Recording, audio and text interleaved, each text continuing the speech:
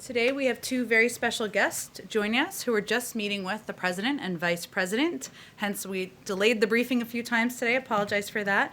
About the vital need to pass the American Rescue Plan. Detroit Mayor Mike Duggan was first elected in 2013 and reelected in 2017. He spent his career solving some of the most complex issues facing Detroiters, including crime, blight, and access to jobs.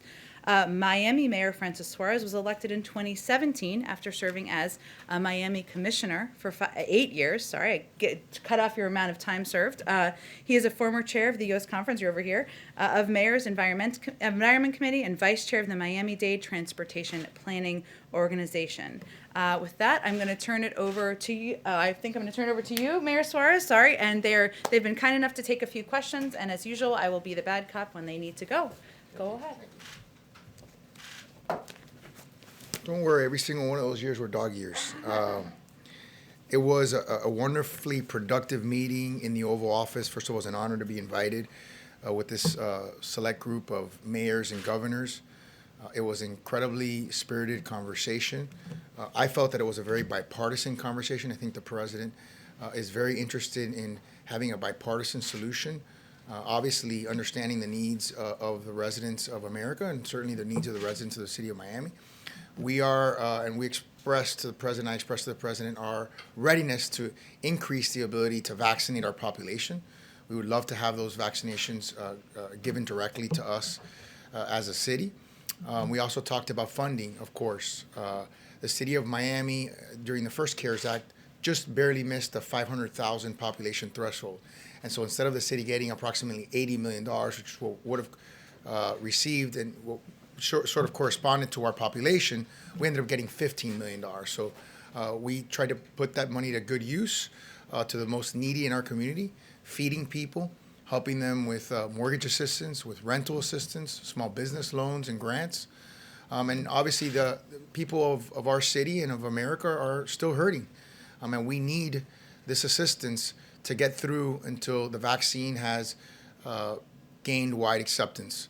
So that's what the conversation was based on. The president was extremely thoughtful, listened to every single one of the elected officials, both governors and mayors from both parties, listened to our comments and concerns. We had a reflective conversation back and forth, and I think he's going to use our input to make the bill better and to hopefully get it passed for the benefit of the American people. Thank you.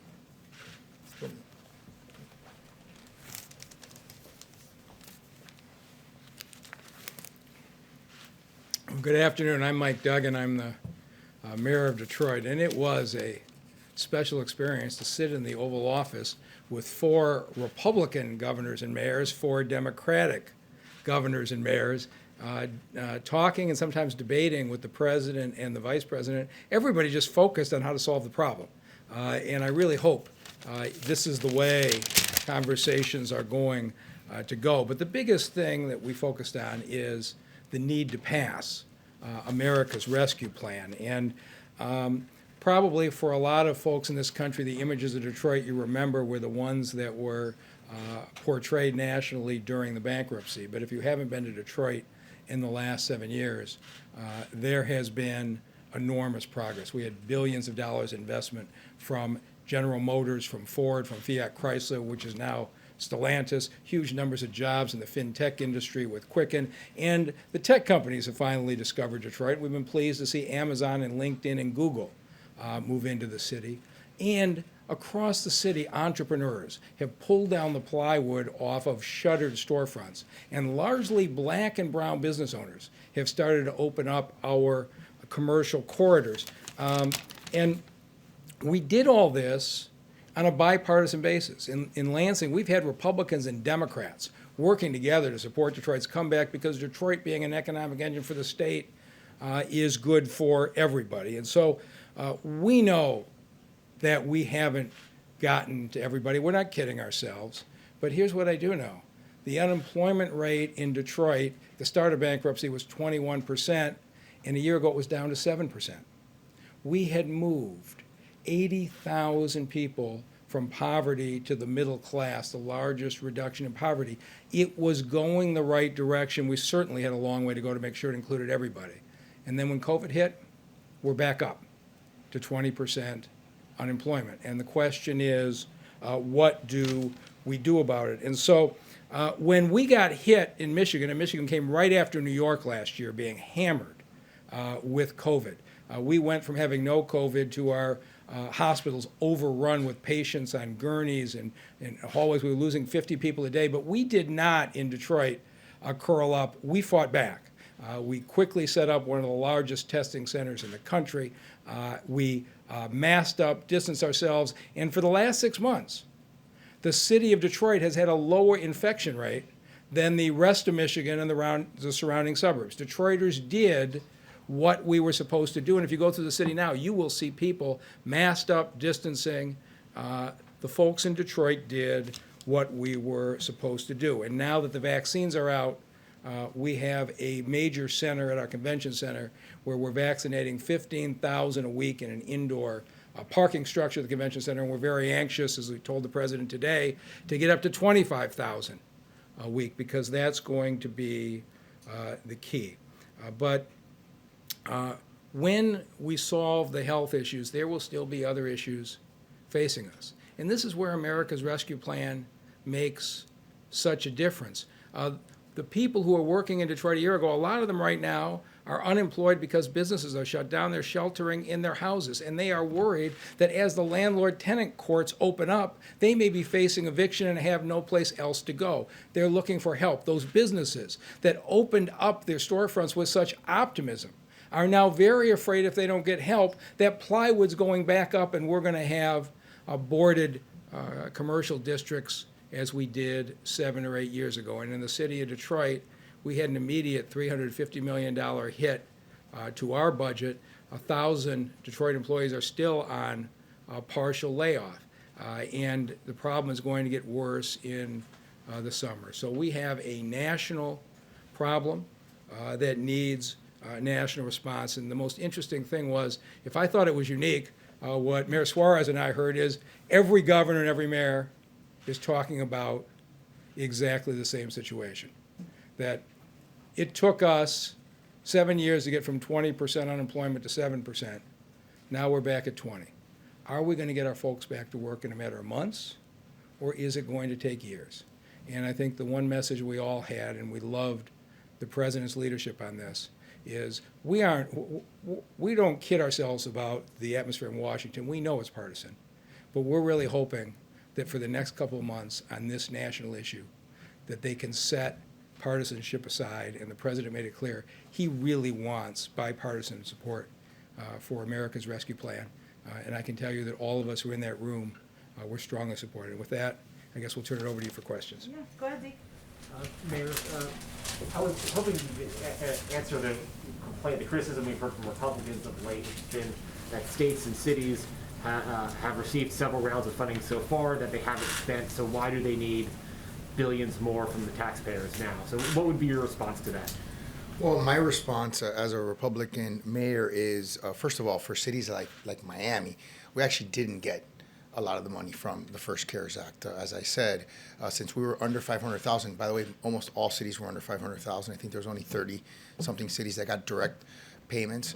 Many of them had very, very bad experiences in terms of receiving the full allotment that they should have received based on their population. It was a big fight down in Miami. So our residents got a fraction of the help that they needed. In terms of the budgetary, issues going forward, we just don't know. It's uncertain as to what our budget's going to look like in this year. A lot of the things that affect local governments are lagging indicators, so we won't know for sure. But certainly, we're going to put the money to good use, and I think we've demonstrated that with the funding that we did receive under the first CARES Act. If I can just say a few things in Spanish, is that okay? Of course. Yeah. Please. Simplemente quiero repetir lo que dije en inglés, en español, que es que tuve una gran oportunidad de estar con el presidente en la oficina oval. Fue un gran honor hablar sobre el acto, la legislación que está dispuesto para ayudar a tantos americanos y miamenses que necesitan ayuda en este momento. Hablamos sobre el hecho de que necesitamos mucho más vacunas. Tenemos la habilidad de proveer vacunas a un nivel mucho más grande que lo estamos recibiendo en este momento. y también el hecho de que como ciudad no recibimos la proporción de fondos necesario para ayudar a los residentes, que era lo que nos correspondía a base de nuestra población. Así que para mí creo que la discusión fue muy positiva, fue bipartidista y tengo una gran esperanza que se puede terminar en legislación que va a beneficiar no solo a los residentes de Miami, pero por supuesto a todos los residentes de los Estados Unidos. Sorry. Go ahead, Chris. Could you talk to us about the variants in Florida and specifically in Miami? Miami's been so open, but we've seen more and more cases of the variants. What's the plan to prevent a surge with the variants popping up? Well, I've been a big proponent of mask in public rule in the city, and there is a pretty broad acceptance of that rule, whether it's been able to be mandated or not. We have seen a significant decline, both in cases, in percent positivity, and also in hospitalizations. Our hospitalizations during the summer were at a peak high of 2,300. They're slightly under 1,000 at this particular juncture. So we're hopeful that that those measures that we've taken and sort of how we've inculcated the population to, we've hammered home, distancing, wearing masks, washing your hands, and those things will continue to drive the numbers down. Thank you. Oh, do you want to say one more? Go ahead. So in Detroit, we have seen the first 2 cases of the B117, the British variant, and we've been just very honest with our residents. The evidence is that the Pfizer and Moderna vaccine are effective against it, and we've used it to encourage folks. We have a very low infection rate in Detroit right now, so we're taking it seriously. Now, when the other variants get there, it's going to be a different issue, but I think it has actually encouraged an increase in vaccine rate.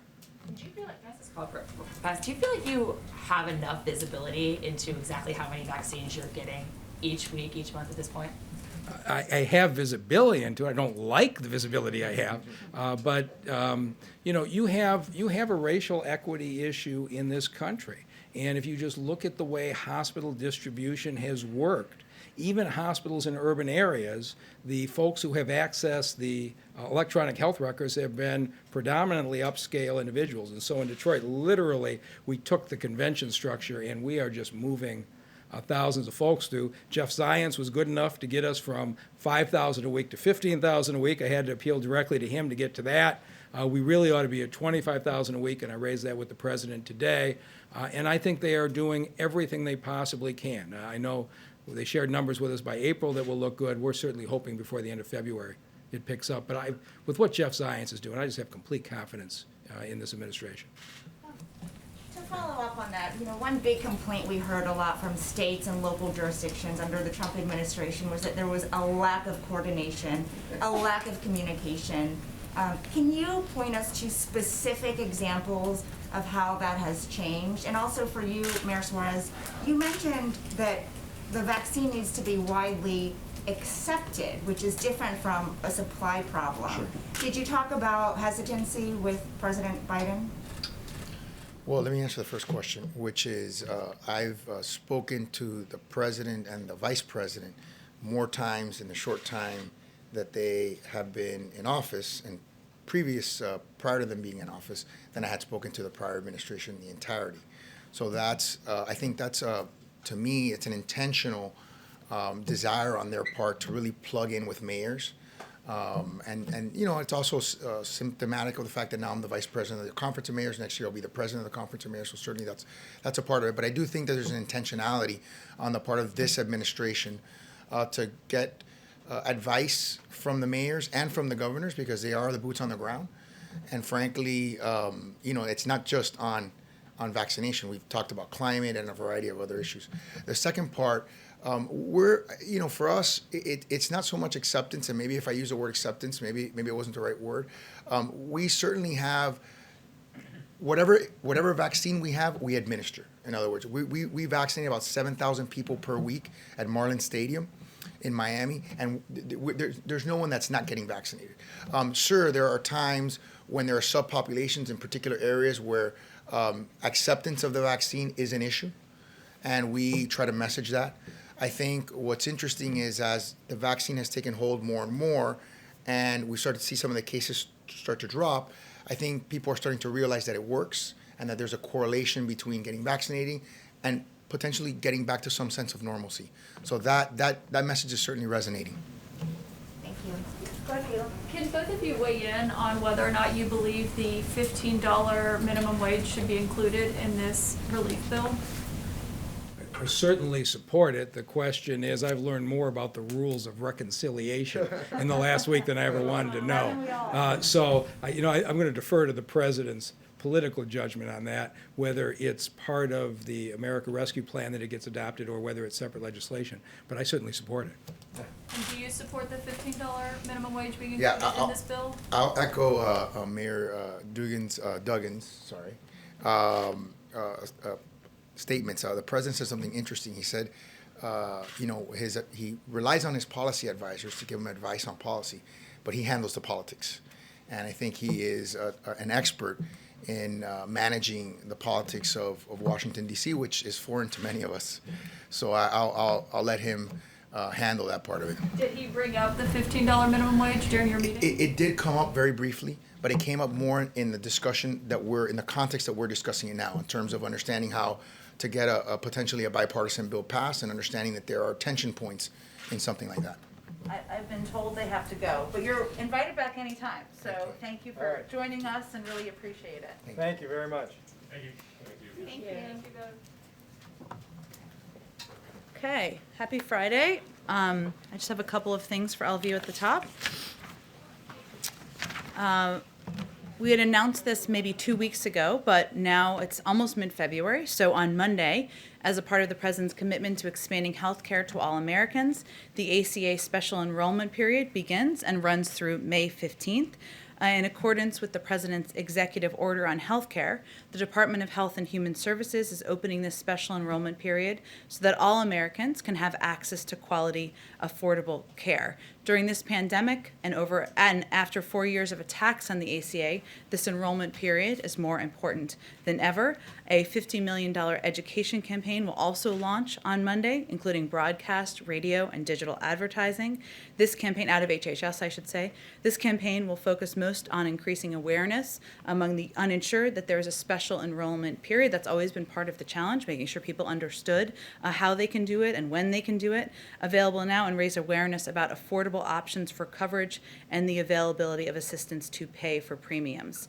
On Monday, consumers who want to enroll in coverage can visit healthcare.gov to view 2021 plans and prices and enroll in a plan that best meets their needs. I wanted to also highlight some news coming out of the Department of Homeland Security this morning. That's another step in the administration's process to reform our nation's immigration system. Beginning on February 19th, the Department of Homeland Security will take steps to begin processing individuals who, under the previous administration, had been forced to remain in Mexico under the Migrant Protection Protocol. I will note this news should not be interpreted as an opening for people to migrate irregularly to the United States. Only eligible individuals will be allowed to enter through designated ports of entry at designated times. Through a whole-of-government approach, DHS, the State Department, and Justice Department will collaborate with international partners to safely process, under the strictest COVID-19 parameters, eligible individuals to pursue their cases in the United States. And again, this begins on February 19th. Finally, in our venture to get you all a week ahead, as detailed as possible, next week the President will continue his engagement with both parties and with people across the country about the need to pass the American Rescue Plan and get relief to working families and more vaccines into arms faster. He will also continue his outreach to our allies around the world as he restores American leadership and advances our foreign policy for the middle class. On Tuesday, he will travel to Milwaukee, Wisconsin, where he will participate in a CNN town hall and take questions from Americans about the issues they are facing every day, including the pandemic and the ensuing economic crisis.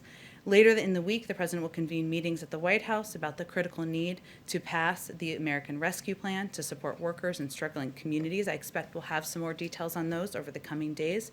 And as I announced yesterday, at the end of next week, the President will deliver remarks at a virtual event hosted by the Munich Security Conference. He will speak on the importance of our transatlantic ties and the need for the United States and Europe to take on global challenges together. With that, Zeke, kick us off. Thank you, Karen. The governor of Montana announced that he was lifting the state's mask mandate, saying enough vulnerable individuals had already been vaccinated. Has the president had any direct outreach to governors, Governor Jim Forte there, but others, about mask wearing and mask mandates, and why not, if he has not? I don't have any calls specifically with the governor of Montana to read out, so I can check and see if he's engaged with him directly. The president has been very clear about the impact of wearing masks. He's obviously put in place a federal mandate, as you've referenced, that will ensure that they need to be worn on planes in certain public places as well, because it could save 50,000 lives. He is open to engaging with Democrats and Republicans, as you all know, governors, mayors, as he did just today, about any issues they have, but I don't have anything to read out on a conversation with the governor of Montana, I should say. And so if you're a citizen of Montana right now, your governor says you don't need to wear a mask, the president says wear a mask, what should they do? Well, the president's guidelines are based on, they're not even the president's guidelines, I should say. They're guidelines that are driven by health and medical experts, by the CDC, by doctors and medical professionals who are trying to give clear guidance from the United States federal government on how people can be safe in this difficult time. So we'd certainly encourage people to follow federal guidelines. But again, the president knows this is no easy time, and he is more than happy to engage with mayors and governors who, even those who disagree with him, as is evidenced by the fact that he had a meeting today in the Oval Office. And in that meeting, he had Governor Cuomo with him. Governor Cuomo was in hot water at home for withholding information, statistics about nursing home fatalities in the early days of the COVID pandemic. The president yesterday talked about the importance of having clear, open, transparent communications with the public. Does the president have confidence in Governor Cuomo's handling of the pandemic, and did they discuss this today? Well, the president hosted Governor Cuomo and a bipartisan group of governors and mayors to the White House today to get their perspective from the front lines, not to give anyone a stamp of approval or to seek their stamp of approval, and to discuss the urgency of passing the American Rescue Plan. And he's committed to partnering with governors and mayors. Governor Cuomo is, of course, the governor of one of the largest states in the country, one of the places where the pandemic hit hardest, the earliest, where there's still many Americans who are continuing to struggle to get vaccinated, to make ends meet, and so it was important to have him as a part of the meeting. And just one last one. NSC suggested that the administration was starting a review of Guantanamo Bay, the prison there. That was a promise back in 2008, 2009 of the Obama-Biden administration, and it was never fulfilled. Will Guantanamo Bay be closed by the time President Biden leaves office? Well, that certainly is our goal and our intention, and we are 3 weeks in. I realize at a certain point I can't say that anymore, but we are still just 3.5 weeks in. So we are undertaking an NSC process, which is how it should work, through that to work with the interagency, I should say, to assess the current state of play that the Biden administration we've inherited from the previous administration. I would note that in order to see this process through completely and thoroughly, there are a number of key policy roles that still need to be filled within the interagency, including sub-cabinet policy roles at Defense, State, and the Justice Department, because there are many players from different agencies who need to be a part of this policy discussion about the steps forward. And there will be a robust interagency process, but certainly having those individuals in place will help move it forward. Go ahead, Steve. At the meeting today with airline executives, did they reach any conclusion as to whether all air passengers should be tested for COVID before flying?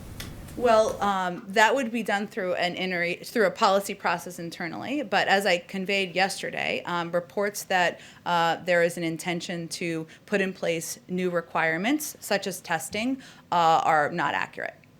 And did they discuss another bailout for airline industry? I don't have more of a readout of the engagement with the airline CEOs, so I'm not sure we're going to have one from here. I'd certainly send you to any of them to see what they raised or what they wanted to talk about in the meeting. It was a brief meeting, I should say. It wasn't that lengthy. Go ahead, Josh. Can I ask also about another meeting that happened today with Secretary Yellen? She spoke with her G7 counterparts. A bit of a thorny issue came out. There was a file in the previous administration over taxation of digital companies. Many, of course, are American. France has tried to apply a tax. There's a big question right now about how and if you tax those. Does the administration have a position on this? I expect Secretary Yellen will brief the president on the call this afternoon. What is your position on other countries or the globe sort of writ large taxing digital giants? Sure, and just to catch some others up, so Secretary Yellen spoke this morning with G7 finance ministers. So I think that was the conversation you were referring to, and he'll meet with her. The president will see her later today. The president believes that the largest corporations should pay their fair share in taxes. That's something, of course, he talked about on the campaign trail. That's when he was running for office, he called for a strong minimum tax that would mean that companies could no longer get away with shifting profits and jobs overseas in order to pay rock bottom tax rates. He also recognizes this is a global problem and requires a global solution, and he wants to work on a multilateral basis to achieve reform that will strengthen the U.S. economy and benefit U.S. workers. So it's something obviously he remains committed to, but in terms of this next steps forward, obviously that will include a policy process internally, but also working with counterparts around the world. What would that mean, though, if other countries seek to impose these levies that would affect American companies? President Trump had threatened retaliatory tariffs, for instance, on France. Does Biden have a view, President Biden, have a view on that, about whether he would retaliate if other countries went down this road unilaterally? Well, again, I think that's why I was referring to it as a kind of global problem, right? It's not just a problem here in the United States of us just adjusting our own policy, right? It's something that there needs to be agreement internationally, and obviously a conversation among the G7 finance ministers. I'll defer to Treasury to read that out, but it's certainly an appropriate forum to have a range of these discussions. But I don't have any new policy proposals to read out for you, only to convey to you the president's committed to this. He wants to work obviously through an interagency process here with key members of his economic team, but also through consultation with global partners around the world. Just on the mask issue, we've asked, of course, as you know, many times about this discussion of whether to ship masks to Americans. Pull back the curtain a little bit on what the downside would be there. Is it just they're widely available? Could it actually discourage folks from wearing a mask if the federal government plunks them in their lap? Why not do that, I guess, is the other way of asking that question. Well, I think it is an option under consideration, as we've talked about a little bit in here, and I think there are some underlying questions about how you target the masks, where they go to first. Obviously, it couldn't happen immediately. There hasn't been a final policy decision to actually ship the masks, but those are some of the pieces that are being discussed, and obviously there's a cost to everything, as you all know, and so that certainly is a consideration, but you're right, in ensuring that the American people know that wearing masks, even when you're vaccinated, right, is going to be an important part of keeping people safe, keeping your neighbors safe, keeping communities and workplaces safe. And so we're looking at a range of options for how we can convey that. Go ahead. I want to ask about schools, but quickly, it's Friday afternoon. The Senate trial has been, the bulk of all of our coverage this last week. I was struck by one quote from the lead House manager, Jamie Raskin, who said he thought this was a moment of truth for America. So Friday afternoon, what do you think Americans should have learned from this week with the impeachment trial? Well, we talked about this a little bit yesterday, but certainly for any Americans watching, they learned about the power of some individuals in the House they may not have known before. They certainly saw some powerful footage that was a reminder of the shocking events that happened on January 6th. I think they saw, as the president has said, that day was an assault on our democracy, and it was a reminder of why it can never happen again. But I think otherwise you'd have to speak to many Americans about what they concluded and what they digested from the events of this week. Okay, we're expecting right now we're getting those CDC guidelines for schools. We're expecting that it'll include the recommendation that if school wants to stay open 5 days a week, there's really regular testing.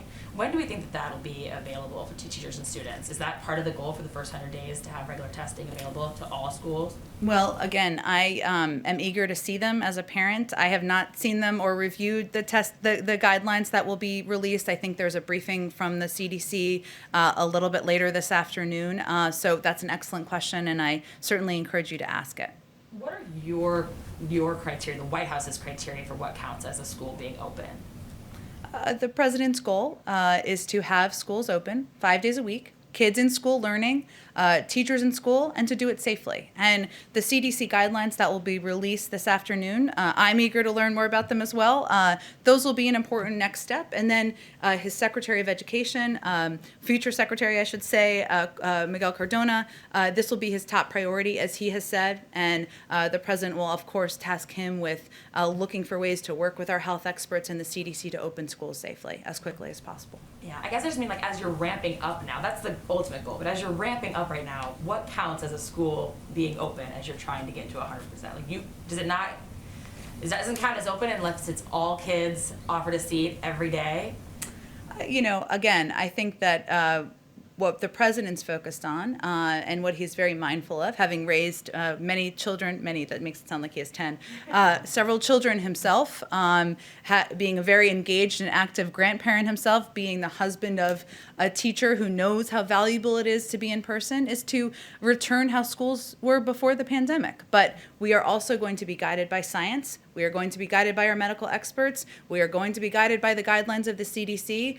You'll all know more about that, as will we, later this afternoon. That will be an important next step in the process. Go ahead. We're not in a rush here, so go ahead. Thanks, Jen. First, to follow up on schools, the guidance coming out is for K through 12 schools, but when you talk about the White House's goal to reopen the majority of schools, it's K through 8, from what I understand. So what is your goal for high schools to reopen in the next 100 days? I'm not going to set a new goal today. What I will convey to you is that when Secretary Cardona is confirmed, this will be his top priority. And we will leave it to him and his team at the Department of Education, working in close partnership with the CDC and others to determine how quickly and efficiently it can be done. Is there a reason that, the White House's goal for schools doesn't include high schools? I would defer. I would suggest you ask the CDC about whether there are differences between the schools. I'm sure that's a question that might come up, but we'll see, and hopefully you'll get a question if that's the one you want to ask. Thank you. And then on impeachment, this morning President Biden said he was anxious to see what his Republican friends would do and if they stand up. Was he signaling for them to vote to convict Mr. Trump? And if not, what else did he mean by stand up? Well, as you know, the president was in the Senate for 36 years, and he watched, as many Americans did, as the very institution he defended for decades was under assault on January 6th. And this week, he watched new videos. We all did. That was a reminder of how shocking that assault on our democracy was. We talked with him about this morning, and he was, just for everyone's context, he was out having his morning coffee, just looking at the new hearts on the front lawn when he was asked this question, which of course you all have every right to ask him. But he means that the Senate should take their responsibility seriously in how they view and pay attention to the trial this week. And he was watching the trial, bits of it, I should say, like everyone else. Not much, because we keep him busy, but that's what he was conveying. How can they stand up in the president's eyes? They can take the role they have. They can take their responsibility seriously. They are all jurors there. He said a number of times that, of course, the Senate will make the decision. The jurors in the Senate will make the decision. There has been several days of compelling testimony, but he has been very clear, and he would have been this morning too, but that wasn't a part of the conversation, that his role is to be president. He's no longer in the Senate. They are the ones who will vote. He also conveyed during the conversation this morning that he is not making any calls or asking anyone to vote a certain way, but he was just certainly conveying that, like many Americans, he's watching. Go ahead in the back. Go ahead. I appreciate that you haven't seen the guidelines from the CDC, but is the White House working in consultation, or White House officials, with the CDC to sort of make sure that these guidelines are done correctly, they're easy to understand, easy to implement, and consistent with the president's goals? Well, as we've said, we want to be led by health and medical experts. As of this morning, no one on our senior staff call had seen the CDC guidelines. They are theirs to determine and to release. There, of course, the president receives regular updates, as does our senior team, as does our COVID coordinator, about the status of work and progress. But these guidelines are their guidelines. They're based on the health and medical experts working at the CDC, and certainly under the leadership of Dr. Walensky. So there's been no sort of consultation, because it was a big question of the previous administration whether or not the CDC was just doing the White House's bidding. I guess what I'm offering you is an opportunity to say there's been absolutely no discussion, it's totally independent, and these guidelines were organic within the CDC. I can assure you, and you can ask them the same question, that if none of us had seen the CDC guidelines this morning, that would be a strange way of coordinating. But there are updates provided, of course, by members of the health team, including the CDC, on the status of their work and the issues they're looking into, and how they're planning to address a range of the challenges as it relates to the pandemic and COVID-19. I guess what I'm getting at is there a firewall? As Is there in, a firewall between the White House and the CDC in terms of direction that the White House may want to give the CDC? I can assure you the White House is not directing the CDC on how they're to determine their guidelines, and we did not give a approval for their guidelines that will be released later today. They're CDC guidelines. Go ahead, Caitlin. Thanks, Jen. I have a few questions for you. Sure. One, yesterday, President Biden was confirming that they have actually signed the contracts for those additional doses of vaccine. Mm-hmm. He says they'll have enough for 300 million Americans, all Americans virtually by July. But that doesn't mean every American will actually have gotten it by then. Yeah. So what is that timeline for when all 300 million of those doses will actually have been administered? Well, what the president was referring to, and what Dr. Fauci and others have referred to, is our awareness that a vaccine is not the same as a vaccination. As we know, and you all have reported on, there are high percentages of vaccine hesitancy in certain communities across the country. We have our eyes wide open about the challenge of addressing that and ensuring that as we get to the point of we are focused now on reaching these communities, but it doesn't mean that just because we have the vaccines, everybody will be vaccinated. So I can't give you a prediction of when everybody will be vaccinated. It really depends on how effective the effort is, not just from here, but locally and in partnership with local public health officials and through the massive public campaign we're going to run is on ensuring we're making sure the American people know it's safe, it's effective, and where they can get their vaccine. And to follow up on the CDC guidance, it says that vaccines are not a prerequisite for teachers, the guidance that just came out. So does the White House agree teachers do not have to be vaccinated for schools to reopen and to go back to schools? I have not reviewed any of it, as I noted. I'm learning it as we talk here. But again, the CDC guidelines are going to be the guide through which we work with our policy teams, led by the Department of Education and our health experts, to reopen schools. That's what we've long said, and so we trust the scientists and certainly trust the guidelines. So you do concur with the CDC guidance? I have not reviewed them yet, nor has our team, so give us a moment to do that. But again, we trust the science, we trust the scientists, we trust Dr. Walensky and the team leading the CDC. We've long said that. We haven't reviewed them yet, so it's hard for me to do this in a piecemeal way, but we certainly believe they will be an important step to moving the process forward. Okay, and one more question. A deputy of yours has been suspended for a week without pay for comments he made to a female reporter bullying her after she reached out for a request for comment on a story. Whose idea was the 1 week suspension instead of a potential resignation or firing? And how can you keep this person in a public-facing press relations role dealing with female reporters when he made such sexist comments to this female reporter reaching out for a request for comment? Well, let me first say, obviously, Caitlin, that I take this very seriously. I'm a woman, obviously, but I've been in this town working in press and communications for nearly 20 years, almost 20 years. And I think many of you know me and have worked with me closely. And many of you know many people in this building, including the president, who take these allegations quite seriously. TJ Ducklow, who is the deputy who you're asking about, has apologized to the reporter quite shortly after the comments were made. He had a heated conversation about a story related to his personal life. I'm not saying that's acceptable, but I just want to be clear that it was not about an issue related to the White House or a White House policy or anything along those lines. He's the first to acknowledge this is not the standard of behavior set out by the president, nor is it the standard of behavior set by me, and I'm his direct supervisor. In addition to his initial apology, he sent the reporter a personal note expressing his profound regret. He has been placed, as you noted, on a 1-week suspension without pay. That is a significant step. I'm not aware of a history of that step being taken. You all can check me on that. And in addition, when he returns, he will no longer be assigned to work with any reporters at Politico. No one wants anyone to feel uncomfortable, to be put in an uncomfortable position, and that's not behavior that we will tolerate.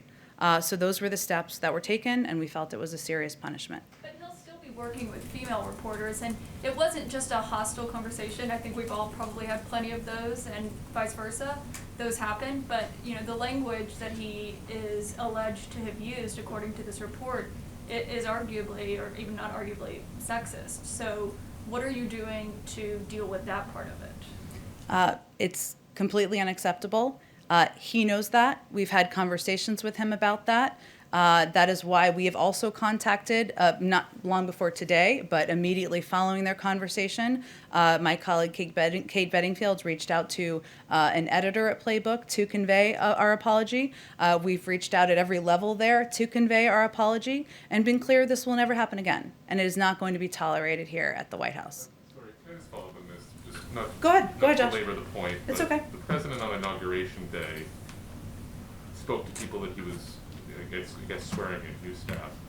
And he said, "I promise I will fire you on the spot, no ifs, ands, or buts, if they speak down to or disrespect their colleagues." Now, it's not a colleague being questioned here, but isn't this sort of well short of what he pledged on Inauguration Day? As I've said, Josh, it doesn't meet our standard. It doesn't meet the president's standard.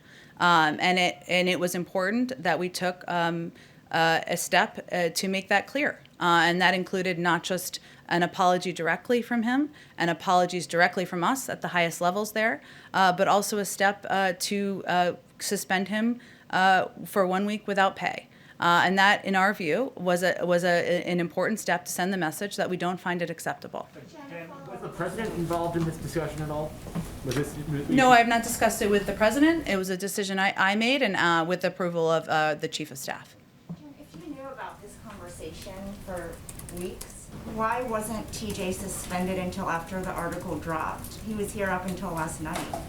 You're right. There were conversations that occurred with the reporter as well as editors at Politico immediately after the conversation occurred. That was how we engaged in a private manner, and that was what we felt was appropriate at the time. Go ahead, Ann. Couple questions on ambassadorships. Mm-hmm. Can you say when you expect the president to begin naming ambassadors, political ambassadors? And I don't think as a candidate he said the same thing that Elizabeth Warren said about barring big donors from those Plum ambassadorships. Mm-hmm. Do you expect him to name donors, friends, basically people with whom he has a personal or donor relationship to any of those jobs? Well, I will say that there has not been a conversation with the president at this point about who he would like to name for any ambassadorship roles. That may be tough news to hear for people who are interested in ambassadorship roles, but he has not had a conversation about that, nor has there been a memo presented to him to make decisions. So, he, of course, is somebody who has worked for some time and values experience and values, as you know, foreign policy experience. And I'm sure that will be reflected in some roles, but I don't have any kind of qualifications to outline for you from here. How about a timeline when we might begin to see some of those names come forward? I don't have a predicted timeline. I will note that under the Obama administration, it was around March. I'm not sure we will or won't meet that timeline, but we're not behind it, is kind of my point. Okay, separate issue. Is any update on whether the president has called or plans to call Prime Minister Netanyahu? I don't have an update. He is looking forward to speaking with Prime Minister Netanyahu. I can assure you that will be soon, but I don't have a specific time or deadline or time or date for when that will occur. As I'm sure you know, there's a narrative in Israel that this is an intentional diss. Is it? It is not an intentional diss. Prime Minister Netanyahu is someone the president has known for some time. Obviously, we have a long and important relationship with Israel, and the president has known him and has been working on a range of issues that there's a mutual commitment to for some time. It is just a reflection of the fact that we have been here for 3.5 weeks. He's not called every single global leader yet, and he is eager to do that in the weeks ahead. Called every other major ally in Europe and in Asia. He's called many of them. That is true. Some would argue they haven't received calls yet, and that they are still eager to receive them. But I can assure you, he will be speaking with the prime minister soon, and he's looking forward to doing that. Go ahead. Just to follow up on Anne, are you talking about days or weeks as the time frame of the president speaking with Netanyahu? I don't have an exact timeline to give you, other than he's looking forward to having the conversation. They've known each other for some time. There are certainly areas of mutual interest, and as soon as he makes that call, we will let you all know. Can you give us further details about the conversation that National Security Advisor Jake Sullivan had with his Israeli counterpart, I believe, to discuss Iran yesterday? I don't have additional details on that. I'm happy to talk to Jake and see if there's more we can read out for all of you. Yeah, that'd be really great. And still on the issue of the Middle East, I mean, I know that you're saying that, things are still under review, including policies like the Abraham Accords. But can you please just give a broad sense of what the administration is trying to achieve in the Middle East? For example, does the administration still consider the Saudis and the Israelis important allies? Again, I think there are ongoing processes and internal interagency processes, one that I think, confirmed an interagency meeting just last week to discuss a range of issues in the Middle East. We've only been here 3.5 weeks, and I think I'm going to let those policy processes see themselves through before we give kind of a complete lay down of what our national security approaches will be to a range of issues. Just to follow up on another issue, I have 2 more questions, actually. Go ahead, it's okay, go ahead. So the sister of the Saudi activist, Lujan Al-Hatul, said that President Biden's victory helped secure her sister's release. Mm-hmm. Did the administration have any role in securing her release? Well, we certainly thought it was a very positive step, and one that National Security Advisor Jake Sullivan spoke to on Twitter. I hate for that to be the reference, but that is where he put out a comment on it. I don't have any more specific details to read out for you, but when I follow up with him on your other question, I'm happy to ask him about that. Just one more. Can you make a comment or give a response on China's banning of the BBC World? Certainly our view is that the freedom of speech, the freedom of media is something that should be prevalent around the world, and it's something that we aim to project from here, and we raise at every opportunity with our counterparts around the world as well. Go ahead in the back. Jen, a report has emerged. Russia has this week arrested and detained 2 gay men and forcibly returned them to Chechnya, where they were escaping persecution. Will the president, consistent with his bringing up the SolarWinds hacks, the election interference, bounties on U.S. troops, confront Vladimir Putin on anti-LGBTQ human rights abuses? Well, the president is not afraid to make clear to President Putin areas where he has disagreement, areas where he has concern. I would suspect that because he spoke with President Putin a week or 2 ago, that the next contacts with the Russians would be at a lower level, either at the State Department or other officials. So I'd point you to them for a more up-to-date response or on our engagement there on that particular issue. What about sanctions? Would that be on the table for anti-LGBTQ abuses in Russia or elsewhere?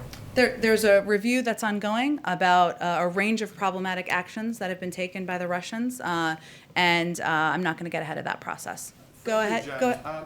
Oh, sorry. I will get to everybody, but why don't you go here in the front so I just don't lose track? Sure. Go ahead. The president has been especially quiet on Iran since taking office. Time is running out. He answered a question last Sunday about it. Well, yeah. It's been a long week. Well, there was one question, one short answer, but he didn't talk much about his strategy, and time is running out for nuclear diplomacy. European allies are voicing their concern. When can we expect to hear from the president about his strategy towards Iran, beyond just asking for compliance? Well, I think a primary step here, as the president noted, is if Iran comes back into full compliance with its obligations under the JCPOA, the United States would do the same.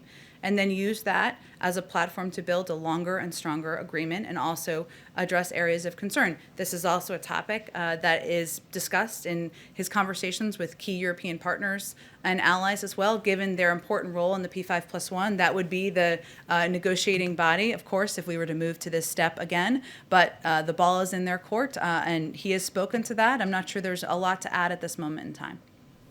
Okay, go in the back. Thank you, Jen. I just want to bring you back to the President's speech at the State Department last week. Sure. He talked about a summit of democracy early in his administration to defend democracy globally. When will this happen? Like early, what does early mean? And what form would it take? How do you defend democracy? What form will the summit take?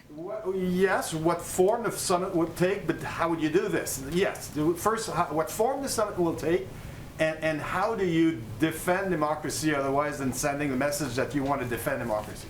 Well, if it's anytime soon, I suspect it will be a remote summit, but I don't have a date for you or a format of what that summit will look like. Certainly understand your interest, but we don't have any more specifics at this point in time.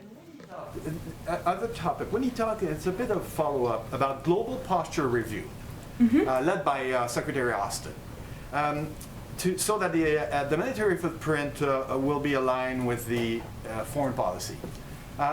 Does the president want to bring back troops, the troops? As simple as that. Does he want to bring back the troops? Are you referring to in Afghanistan? Or where? In the world? Yes, in the world. Does he want to bring back the troops? Like the previous administration kept insisting, President Trump kept insisting on, I want to bring back the troops. Does President Biden want to do the same? Look, I think the president looks at our engagement in the world through each circumstance, and certainly there are troops serving around the world in different capacities. He spoke about his commitment as it relates to Afghanistan on the campaign trail, but I don't think I can give you I don't think it would be responsible to give you a sweeping point on that particular question. Go ahead. Yeah, so Democratic Senator Kristen Sinema came out and said she opposes passing a $15 minimum wage through reconciliation. So that about shuts the door on that route, and there doesn't seem to be anywhere near enough Republican support to pass it through the normal legislative route. So is there any path forward on raising the minimum wage? What is it, or is this something the White House has to abandon as an idea? Well, it was, of course, in the president's original proposed package because he is committed to and believes it's important to raise the minimum wage. This is the messy legislative ongoing process working its way through. As you know, Speaker Pelosi has been clear it will be in the House bill. The next stage after it works its way through the House is that it goes through a Senate process where the views of senators like Kirsten Sinema will certainly be prominent and considered. There's also a parliamentary process that has to consider whether the minimum wage can be a part of the bill. So I would say we're kind of smack in the middle of the sausage making of legislating, and we will see where it ends up on the other side. But the president remains committed to raising the minimum wage, and he will continue to advocate that at every opportunity. And right now in the Senate, of course, there is the impeachment trial. Former President Trump, that will be wrapping up. It looks overwhelmingly likely that he will be acquitted. And Speaker Pelosi has thrown out the idea of a 9/11 commission type inquiry into what happened on the 6th, how these people were able to breach the Capitol. Is that something that President Biden would support or enact himself? Or is this, after the impeachment trial, time to move on and heal a divided nation, et cetera, et cetera?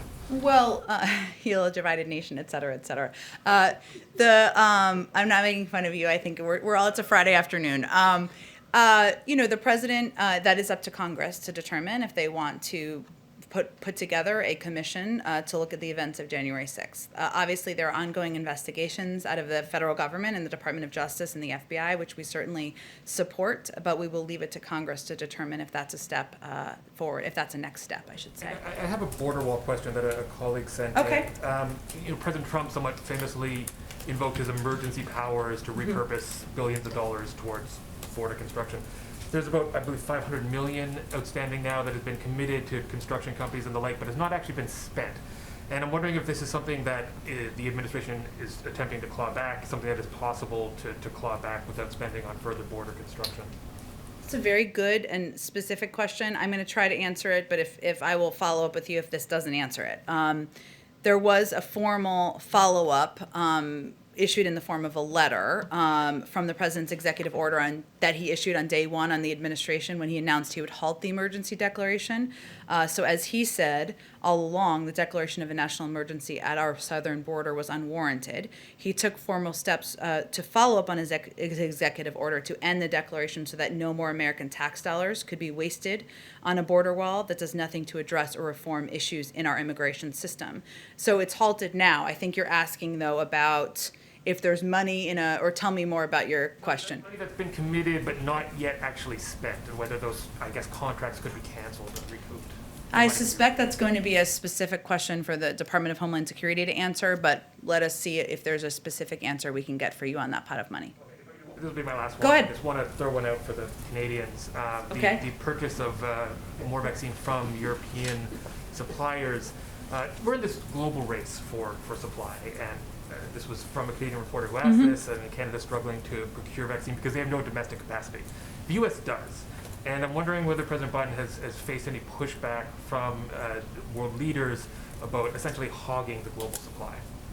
I think the president has been clear publicly and certainly privately if the conversation comes up that his focus now is on ensuring that the American people are vaccinated. We've obviously rejoined the World Health Organization. We recognize, and the president feels that it is vital and essential to ensure that as many people around the world are vaccinated. That will keep everybody safer. But his first priority is ensuring vaccines are in the arms of Americans, including 100 million shots in the first 100 days. Go ahead in the back. Thank you, Jen. Sticking with vaccines, some states have been reporting that COVID doses are going to waste.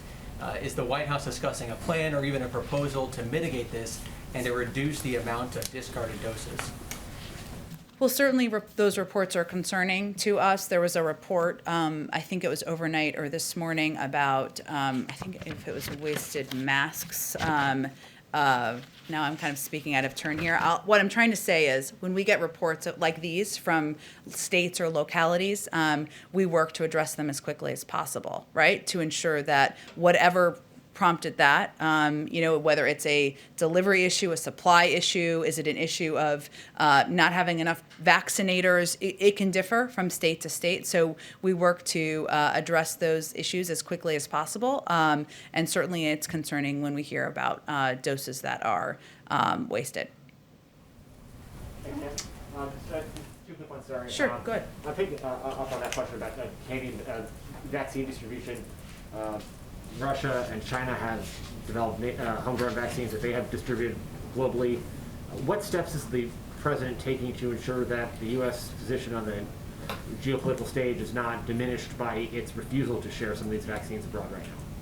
Well, certainly we've seen attempts by other countries, China and Russia, to use vaccines as a means of making progress diplomatically. The president is engaged with a range of leaders around the world, conveying how he wants to return the United States to have a central seat on the world stage, and we're working to do that through a range of actions. But we watch those actions with concern. I can see if there's more to report from our national security team. And then, separately, a lot of discussion about phone calls with potential with Bibi Netanyahu, but is the president willing to even pick up the phone and talk with MBS of Saudi Arabia? Is that even on the table in the cards, given his involvement in the Khashoggi murder? Well, obviously, there's a review of our policy as it relates to Saudi Arabia. There's not a call planned that I'm aware of, but I can speak with our team if there's something more significant than that to report. Go Does ahead. he also plan to talk to the Palestinian leadership to more rebalance that relationship? To get involved in a Middle East peace process, perhaps. I don't have any calls to predict for you or read out. These are all excellent questions. I'll see if there's more we can get from our national security team on planned future calls, which I know there's a great deal of interest in. Bounce around a little bit on the global response to the pandemic. Sure.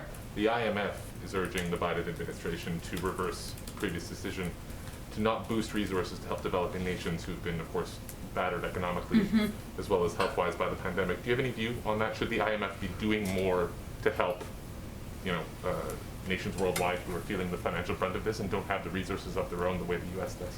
It's a great question. I just want to talk directly to our international economic team about it to make sure we get you a very specific answer, I should say.